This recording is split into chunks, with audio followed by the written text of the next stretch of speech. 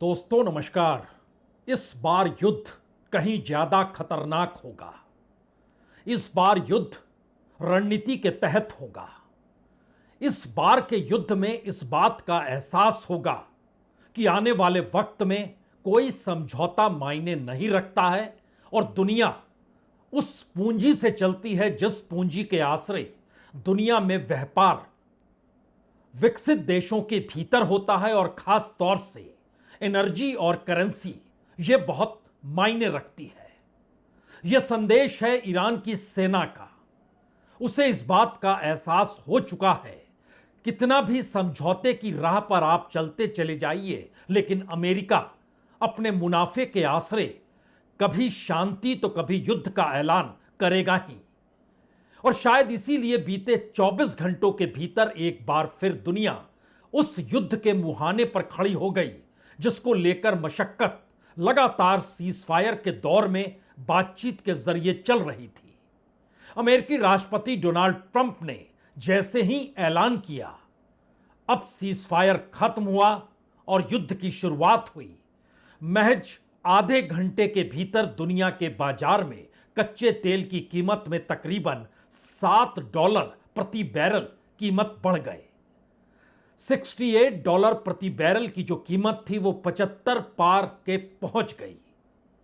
भारत के शेयर बाजार में सिर्फ 20 मिनट के भीतर लगभग 8 से 9 लाख करोड़ रुपए निवेशकों के डूब गए। इस दौर में भारत के बाजार से बड़ी तादाद में विदेशी निवेशकों ने अपनी पूंजी निकालनी शुरू कर दी, यानी बिकवाली तेज हो गई। अंतर्राष्ट्रीय तौर पर जियोपॉलिटिकल की सिचुएशन ने पहली बार खाड़ी देशों को भी चेता दिया, आने वाले वक्त में आपको तय करना ही होगा कि आप कहां पर खड़े हैं, कैसे खड़े हैं। और शायद यह चेतावनी इस बार इजराइल के लिए भी है, क्योंकि इजराइल दुश्मनों की फहरिस्त में तुर्की को भी मानता है और तुर्की नाटो कंट्रीज के साथ खड़ा है, यानी वो खुद नाटो देश में गिना जाता है। और तुर्की की राजधानी अंकारा में ही नाटो के प्रतिनिधि जमा हुए सम्मेलन हो रहा था और उसी बीच में अमेरिकी राष्ट्रपति ने दो बातों का जिक्र खुले तौर पर जब किया, यह कहते हुए कि दरअसल नाटो कंट्रीज ने दुनिया के सबसे बड़े आतंकवादी देश ईरान के खिलाफ अमेरिका जब युद्ध लड़ रहा था तो उसने साथ नहीं दिया, यह उसकी सबसे बड़ी भूल है। और दूसरी बात उसने कही कि अगर ईरान के पास परमाणु हथियार आ जाएं तो हम शुरू से जो लड़ाई लड़ रहे थे वो लड़ाई न सिर्फ कमजोर पड़ जाएगी बल्कि दुनिया में शांति स्थापित करने की दिशा में अमेरिका जो कदम बढ़ा रहा है वह भी खत्म हो जाएगा। और इन सब के बीच नाटो चीफ ने भी कहा कि बिल्कुल सही, क्योंकि 24 घंटे पहले जो होर्मुज़ रूट पर ईरान के सैनिकों ने हमला किया, या कहें रेवोल्यूशनरी गार्ड्स के जरिए जो 3 जहाजों पर निशाना बनाया गया, वो सीज फायर का उल्लंघन था। और ठीक उसके बाद अमेरिकी सेना ने 80 जगहों पर ईरान के भीतर हमले कर दिए। शहर दर शहर धू धू जलती आग और धुआं यही दिखाई दे रहा था। लेकिन नया सवाल उसके आगे का इसलिए है क्योंकि अगर 5 मिनट से लेकर आधे घंटे के भीतर दुनिया की इकोनॉमी एनर्जी को लेकर और शेयर बाजार को लेकर डगमगाने लग जाए और इस बार के युद्ध को लेकर एक सिस्टमेटिक तरीके से ईरान यह कहकर खड़ा हो रहा हो कि अब बात युद्ध की ही होगी, अब बात इस परिस्थिति की होगी, जो अमेरिका के साथ खड़ा होगा वो निशाने पर होगा। और शायद ये लकीर भारत तक भी पहुंचती है। पिछले दिनों इजराइल के प्रधानमंत्री बेंजामिन नेतान्याहू ये कहने से चूके नहीं थे, सिर्फ अमेरिका का साथ हमें नहीं है, भारत का भी साथ है। और भारत भी अंतर्राष्ट्रीय मंच पर अमेरिका के साथ अपनी ट्रेड डील को लगातार सुलझाने की दिशा में ऐसे मौके पर बढ़ रहा है जब पूरी दुनिया के अलग अलग देश अमेरिकी ट्रेड डील को लेकर न सिर्फ सवाल उठा रहे हैं बल्कि वैकल्पिक या अल्टरनेटिव रास्तों को भी खोज रहे हैं। यानी अलग अलग जगहों पर अलग अलग सवालों ने इस नए युद्ध के ऐलान की मुनादी तो कर दी है। और अमेरिकी राष्ट्रपति ने जब कहा अब सब कुछ खत्म हुआ तो उनका अंदाज कुछ ऐसा था। It's a very interesting question. To me, I think it's over. Negotiators, they want to negotiate. They're good people. Steve Witkoff, Jared Kushner, but they have to come back to me. As far as I'm concerned, it's just a waste of time dealing with them. They're liars. We make a deal, and if I make a deal with him, we have a deal, and he goes out, he talks. We make a deal. Everyone's agreed. No nuclear weapon. We make a deal. They go outside, talk to the press. They say, we never even talked about it. There's something wrong with them. They're cuckoo. As far as I'm concerned, it's over.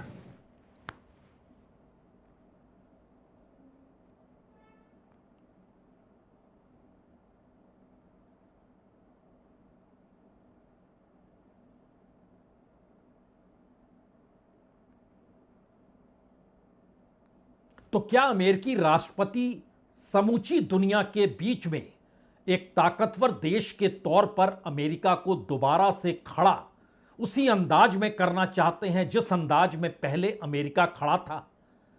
क्योंकि युद्ध के दौर में जो शांति समझौते हो रहे थे वो अमेरिका के भीतर और अंतर्राष्ट्रीय तौर पर अमेरिका के लिए मैसेज अच्छे नहीं थे और ईरान इसे बाखूबी जानता है। शायद इसीलिए अब अलग अलग खेमों में अलग अलग होने वाले असर को परखने की जरूरत है। पहला सवाल, इस युद्ध की मुनादी या इस युद्ध के ऐलान में इजराइल नहीं है। इजराइल ने तो युद्ध कभी रोका ही नहीं। वो लगातार लेबनान को निशाने पर लेता रहा, अमेरिका रोकता रहा, वो निशाने पर लेता रहा। वो लगातार हिजबुल्लाह का जिक्र हो, हूती विद्रोहियों का जिक्र हो, गाजा में होने वाले हमलों का जिक्र हो, या फिर ईरान के साथ खड़े हर उस देश का जिक्र हो या हर उस ताकत का जिक्र हो जिसको वो अलगाववाद या टेररिज्म से जोड़ता हो, उसके हमले लगातार जारी रहे। लेकिन यहां पर पहली बार दो बड़े सवाल हैं। अमेरिकी राष्ट्रपति तुर्की में, और तुर्की और इजराइल के बीच 36 का आंकड़ा है। बेंजामिन नेतान्याहू कतई नहीं मानते हैं कि दरअसल अमेरिका के करीबी तुर्की है, और अर्दनौन को लेकर उन्होंने आज जिस तरीके से ट्रंप ने कहा कि दरअसल ये बेहद करीबी हैं हमारे, और यह भी कहने से नहीं चूके कि अगर नाटो कंट्रीज को लेकर बैठक किसी दूसरे देश में हो रही होती तो वो नहीं जाते। ये तो अच्छा है कि तुर्की में हो रही है ये बैठक, और नेतान्याहू इसके खिलाफ हो गए कि तुर्की को आप साथ कैसे ले सकते हैं। वह तो ईरान के साथ खड़ा है, दुश्मन देशों के साथ खड़ा है। लेकिन बात इस बार इतनी नहीं है। सवाल खाड़ी देशों के उस भविष्य के संकेतों का है जिसमें अब अमेरिकी अड्डे खाड़ी देशों के भीतर कैसे पनप पाएंगे, और अगर कोई समझौता सामरिक तौर पर हथियारों को लेकर अमेरिका द्वारा सुरक्षा देने को लेकर होता है तो नया सवाल यह भी है कि जो 3 जहाजों पर हमला हुआ उसमें एक जहाज कतर का भी था। इसका विरोध अमेरिका ने किया जरूर, लेकिन वो हमले को रोक नहीं पाया। और खाड़ी देशों ने जितना ज्यादा पैसा अमेरिका में लगाया हुआ है, या अमेरिका जिस सुरक्षा के आश्रय जितने पैसे की वसूली खाड़ी देशों से करता है, इस युद्ध के दौर में उस पर सवाल उठे। लेकिन अब नए युद्ध की परिस्थितियों में वो सवाल कुछ परिणाम देने की स्थिति में है, क्योंकि ईरान के साथ समझौता करना होगा, तभी होर्मुज़ रूट खाड़ी देशों के लिए खुलेगा। और होर्मुज़ रूट पर अगर नियंत्रण ईरान का होगा तो अमेरिका, उसकी साख, उसकी ताकत खत्म हो जाएगी। इसीलिए क्या जो कल 80 ठिकानों पर हमले किए गए और हर जगह सिर्फ और सिर्फ हमलों की तस्वीर ही रात भर रेंगती रही, वो मैसेज क्या है? पहली बार ईरान की सेना कहें, रेवोल्यूशनरी गार्ड्स कहें, या फिर ईरान के सेना को संभालने वाले कमांडरों की प्रतिक्रिया भी अगर देखें तो 3 प्रतिक्रिया बड़ी मायने ईरान की लगती है। पहली बात तो इस बार उसने खुले तौर पर अपने हथियार, अपनी ताकत का इजहार इस अंदेशे से किया कि दरअसल अब यह 28 फरवरी नहीं है जब आपने हमारे कमांडरों को मार डाला, और हमला इस तरीके से किया कि हमारे सुप्रीम लीडर आयतुल्लाह अली खमनई भी मारे गए। इस बार की ताकत इसलिए कहीं ज्यादा महत्वपूर्ण है क्योंकि हमें पता है अब युद्ध होगा और यह युद्ध के दायरे में मिडिल ईस्ट आएगा, खाड़ी देश आएंगे। इस युद्ध के दायरे में इजराइल की घेराबंदी होगी। यानी पुराने तौर तरीके जो गुरिल्ला वार की तर्ज पर चल रहे थे, अब बात उसके आगे की है और शायद यही वो कड़ी है जिसको लेकर वो भारत से जुड़ती है। कैसे जुड़ती है हमें लगता है उससे पहले आपको चंद तस्वीरों को देखना चाहिए। ये वो तस्वीरें हैं कल जो हमले हुए ईरान के ऊपर।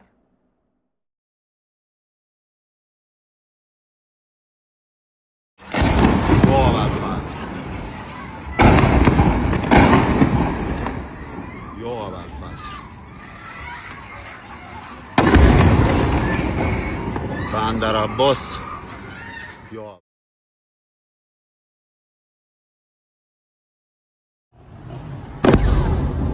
وای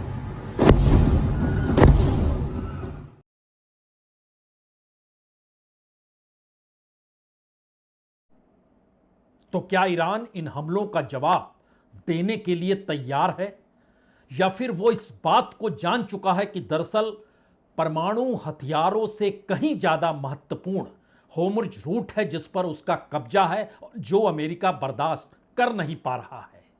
क्योंकि खाड़ी देशों का पैसा अगर अमेरिका में ना लगे या खाड़ी देश अगर सुरक्षा के नाम पर अमेरिका को पैसा ना दे तो एक झटके में अमेरिका की आर्थिक परिस्थितियां भी डगमगा जाएंगी।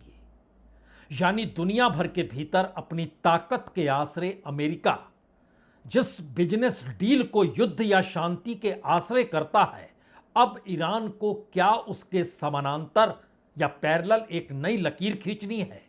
इसीलिए वह मिडिल ईस्ट के देशों को सीधे तौर पर यह कहकर चिता रहा है, जो अमेरिका के साथ खड़ा हुआ उस पर हम हमला करेंगे। और यहां सवाल भारत का इसलिए आता है क्योंकि भारत इस बरस ब्रिक्स की अगुवाई कर रहा है और सितंबर के महीने में दिल्ली में बाकायदा ब्रिक्स की बैठक होगी जिसमें चीन के राष्ट्रपति शी जिनपिंग और रूस के राष्ट्रपति व्लादिमीर पुतिन दोनों आने वाले हैं। और यह मानकर चला जा रहा है कि इसमें ईरान अपने हक में कोई बड़ा मेमोरेंडम या कोई बड़ा निर्णय लेने की स्थिति में चीन और रूस को साथ में खड़ा कर ही देगा। तो क्या यह भारत के लिए गले की फांस होगी? क्योंकि संयोग ऐसा है कि सितंबर के महीने में ब्रिक्स की बैठक है। क्वाड को लेकर अमेरिका ने भारत के साथ अपने जुड़ाव को लेकर कोई बहुत ज्यादा महत्वपूर्ण परिस्थितियां नहीं दिखलाई। अमेरिकी राष्ट्रपति कह जरूर रहे हैं कि वो भारत आएंगे, लेकिन उनके सामने बड़ा सवाल है कि भारत जब तक ट्रेड डील पर मुहर नहीं लगा देता है और जिस टैरिफ को वो तय कर रहे हैं वो टैरिफ अगर भारत समझौते की लकीर में साथ में खड़ा नहीं होता है तो फिर भारत क्यों जाया जाए। और भारत की मुश्किल यह है कि इस दौर में कच्चे तेल को लेकर, हथियारों को लेकर और जो भी भारत का माल एक्सपोर्ट अमेरिका होता था वो सब कुछ इस दौर में डगमगा जाएगा अगर अमेरिका का साथ छूट गया।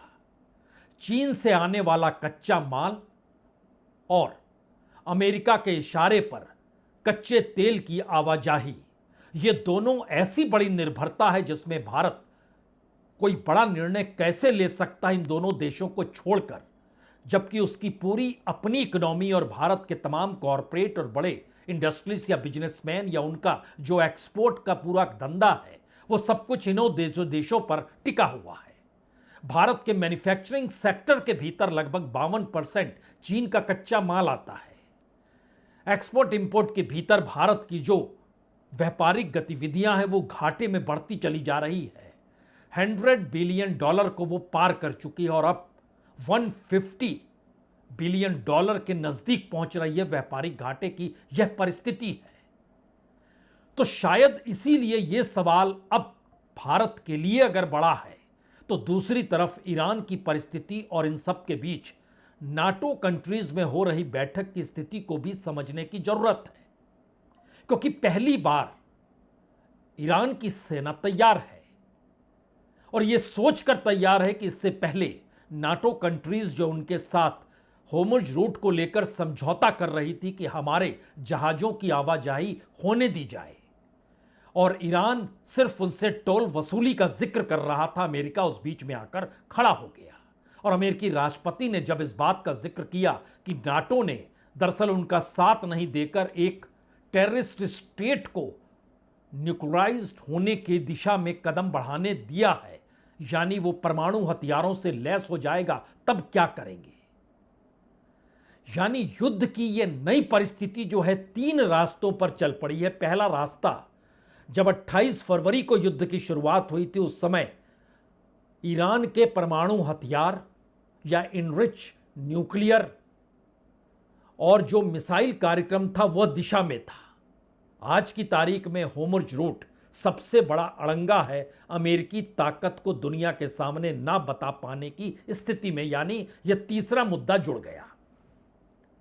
दूसरा बड़ा सवाल है कि इस दौर में नाटो कंट्रीज अमेरिका के साथ नहीं खड़ी थी और नाटो कंट्रीज के भीतर यह सवाल था कि दरअसल इजराइल के कहने पर अमेरिका यह युद्ध कर रहा है और वो इजराइल को मान्यता नहीं देते हैं कि इस युद्ध में वो साथ खड़े हो। लेकिन अब जो ऐलान अमेरिका ने किया उसमें इजराइल नहीं है और शायद इसीलिए नाटो कंट्रीज और उसके मुख्य रूप से जो मौजूदगी अंकारा में बैठक में थी मार्क रूट की, उन्होंने कहा कि हां ये हमला सही है जो अमेरिका ने किया, क्योंकि सीज फायर का उल्लंघन ईरान ने किया। यानी एक शिफ्ट हो रहा है उस 28 फरवरी के युद्ध और अब की परिस्थिति के बीच, जहां पर नाटो कंट्रीज भी क्या अमेरिका के साथ खड़ी हो जाएंगी या फिर अपनी आर्थिक परिस्थितियों को लेकर वो दोबारा से ईरान के साथ कोई समझौता करेंगी। यहां 2 तस्वीर एक साथ जरूर देखिए। पहली तस्वीर तो ईरान के कमांडर्स की मुलाकात और बैठक के बाद जो हथियारों का पूरा जखीरा है और उसके बाद नाटो चीफ का जो कहना है कि ईरान पर हुआ हमला सही है। यह मैसेज है कि अब ईरान को पुराने तौर तरीके जो युद्ध के रहे उससे हटकर नए तरीकों से युद्ध की दिशा में बढ़ना होगा। और नया सवाल यह भी है कि इसमें क्या चीन और रशिया की बड़ी भूमिका हो सकती है, जो अभी तक गुप्त तरीके से मदद कर रहे थे, क्योंकि यह ऑफिशियली वार की सिचुएशन है। बहरहाल, लेकिन उन 2 तस्वीरों को देख लीजिए, सुन लीजिए।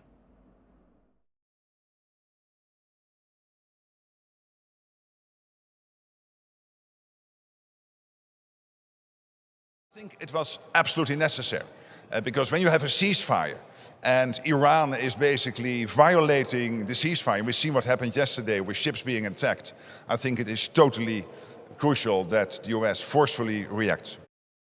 I expect allies today to reconfirm that Iran should never, ever get its hand on a nuclear capability. And secondly, that the principle of the freedom of navigation, so the Strait of Hormuz, completely opening up again is a sine qua non, is crucial for all 32. यह महत्वपूर्ण इसलिए है क्योंकि अमेरिकी राष्ट्रपति ने NATO पर नाराजगी जताई और उसके बाद यह प्रतिक्रिया आ गई। अमेरिकी राष्ट्रपति ने कहा कि दुनिया के सबसे बड़े आतंक समर्थक देश ईरान के खिलाफ अमेरिका का साथ नाटो ने नहीं दिया।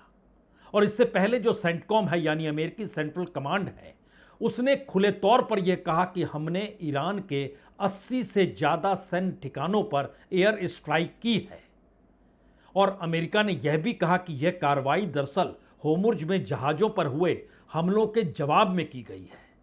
लेकिन जब वो सैनिक अड्डों का जिक्र कर रहे थे तो ईरान ने कहा कि बिल्कुल नहीं, सिविलियन पोर्ट पर भी ये हमले हुए हैं। और इन सब के बीच ईरान ने इसलिए हमला किया क्योंकि ईरान ने पहले ही चेतावनी दे दी थी कि हमने जो रूट तय किया है उस रूट से हटकर कोई भी टैंकर और जहाज अगर गुजरेगा तो हम उस पर हमला करेंगे। और चूंकि कतर का जहाज भी था, उसके हमले भी हुए उस पर, तो ऐसे में खाड़ी देशों ने ईरान का विरोध करते हुए अमेरिका का साथ दिया, यह भी नहीं है। वो इस पूरे इलाके में अपने बिजनेस को देख रहे हैं, अपनी इकोनॉमी को परख रहे हैं। अल्टरनेटिव्स रूट बनाने के लिए यूनाइटेड अरब अमीरात और सऊदी अरब लगातार काम भी कर रहे हैं। लेकिन इन सब के बीच बड़ा सवाल यह भी है कि क्या वाकई इजराइल इस दौर में खामोश रहेगा, क्योंकि इजराइल इससे पहले यह मानता रहा कि अमेरिका तुर्की को हथियार नहीं देगा। तुर्की नाटो कंट्रीज है और तुर्की ने समझौते की दिशा में पाकिस्तान के साथ मिलकर ईरान और अमेरिका में समझौता कराने की दिशा में भी काम किया, जिसका विरोध इजराइल कर रहा था। लेकिन आज जब अमेरिका ने वो प्रतिबंध हटा दिए जो 6 बरस पहले तुर्की पर लगाए गए थे, और उस प्रतिबंध के लगने के बाद ही जो F-35 फाइटर जेट है उसका सौदा रद्द हो गया था, लेकिन अब जब अमेरिका ने वो प्रतिबंध हटा दिए तो उसके बाद इजराइल के प्रधानमंत्री बेंजामिन नेतान्याहू खुले तौर पर अमेरिका और तुर्की के इस समझौते का विरोध भी करने लगे। उन्होंने एक इंटरव्यू में खुलकर कह दिया कि वो अमेरिका का आदर्श सहयोगी नहीं है, यानी तुर्की आदर्श सहयोगी हो ही नहीं सकता है। वह मेरे देश, दुनिया के एकमात्र यहूदी राष्ट्र को नष्ट करने की धमकी देता है। और यह भी कहा कि इजराइल मानवता पर ऐसा बोझ बन गया जिसे अब और नहीं उठाया जा सकता। इस बात का जिक्र तुर्की के विदेश मंत्री हाकान फिदान ने एक इंटरव्यू में कहा था। यानी नया सवाल यह है कि ईरान अमेरिका से लड़ रहा है, अमेरिका के करीब नाटो कंट्रीज जाते हुए दिखाई दे रहे हैं, लेकिन इजराइल क्या अमेरिका से दूर हो रहा है या स्ट्रेटजिकली वेस्ट एशिया में इजराइल की मौजूदगी अमेरिका अब इस तर्ज पर स्थापित करना चाहता है जिससे पूरे मिडिल ईस्ट के देशों या फिर वह तमाम देश जो इजराइल को पसंद नहीं करते हैं लेकिन वो अमेरिका के साथ खड़े हैं। तो क्या ये डिप्लोमेसी के नए तरीके हैं? ये इसलिए महत्वपूर्ण है क्योंकि कल तक जब सीज फायर लागू था उस दौर में अमेरिकी राष्ट्रपति जो कह रहे थे वो एक झटके में आज बदल गया। उन्होंने ईरान के लोगों को बीमार कह दिया। They're liars, they're cheats, they're sick people, they've hurt their people, they killed 54,000 people as of now that were protesting. You know, when people say, how come they haven't taken over? They can't take over because they're dead. They killed them. Nobody's going to take over. They have no guns and the other side has machine guns. And they're killing them. The press doesn't report it. But they're bad people. अमेरिकी राष्ट्रपति के निशाने पर अब Iran है। वो अपने समझौते के दौर में ये कहने से चूके नहीं कि कुछ अच्छे लोग उस समझौते को कराने में शामिल थे, लेकिन ईरान के भीतर बड़ी तादाद बुरे लोगों की है। लेकिन अब बात उसके आगे की हो चुकी है क्योंकि 3 सवाल पूरी दुनिया को डरा रहे हैं। वेस्ट एशिया एक ऐसी जगह है जहां पर अमेरिका की मौजूदगी अगर ना रहे तो फिर युद्ध की परिस्थितियां एक झटके में इजराइल के खिलाफ खड़ी हो जाएगी। और इजराइल के पीछे अमेरिका खड़ा हुआ है, यह मैसेज लगातार अमेरिका ने दिया है, इजराइल ने भी दिया है। लेकिन अब जब तुर्की को F-35 फाइटर विमान देने की दिशा में अमेरिका बढ़ रहा है तो बाकायदा यरूशलेम पोस्ट में सरकार की तरफ से यह इजराइल में लिखा गया कि अर्दानोन का रिकॉर्ड इजराइल के लिए चिंतित होने की हर वजह देता है। 7 अक्टूबर के जन नरसंहार के बाद उन्होंने हमास को एक मुक्ति समूह कहा था और इजराइल को आतंकी राज्य बतलाया था। नेतान्याहू की तुलना हिटलर से की थी और कहा कि तुर्की इजराइल में प्रवेश कर सकता है जैसे वह लीबिया और नारगानो काराबाग में गया था।